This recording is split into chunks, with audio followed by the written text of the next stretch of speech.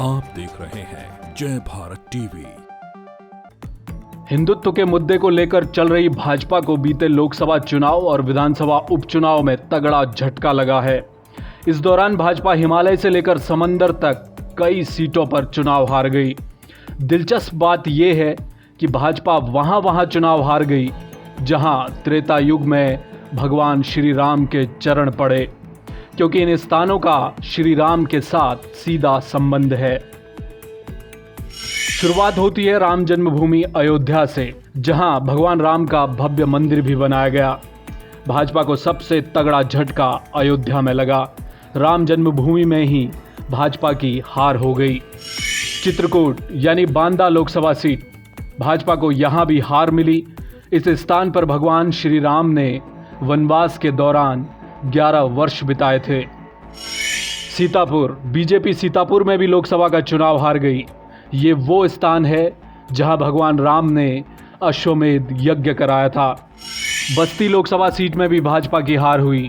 ये स्थान भगवान राम के गुरु वशिष्ठ का निवास स्थान रहा है।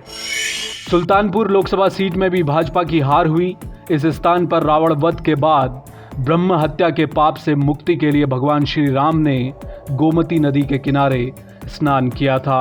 प्रयागराज लोकसभा सीट में भी बीजेपी की हार हुई। इस स्थान पर वनवास के समय श्री राम भारद्वाज ऋषि के पास ठहरे थे। रामटेक, महाराष्ट्र की इस लोकसभा सीट पर भी भाजपा को हार मिली। यहां वनवास के दौरान भगवान राम 4 महीने तक रुके थे। नासिक लोकसभा सीट में भी भाजपा समर्थित प्रत्याशी की हार हुई। ये वो स्थान है जहां लक्ष्मण जी ने शूर्पणखा की नाक काटी थी।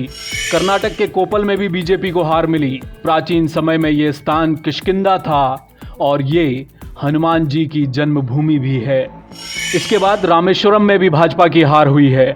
यहाँ इंडिया गठबंधन के प्रत्याशी को जीत मिली। इस स्थान पर भगवान राम ने स्वयं भगवान शिव के शिवलिंग की स्थापना की थी। अब यह महज इत्तेफाक है या कुछ और, लेकिन विपक्षी दलों ने भाजपा की जमकर चुटकी ली है। उनका कहना है कि राम का नाम खराब करने की कोशिश हुई है, लिहाजा जहां जहां भगवान राम गए वहां भाजपा चुनाव हारती जा रही है। ब्यूरो रिपोर्ट, जय भारत टीवी।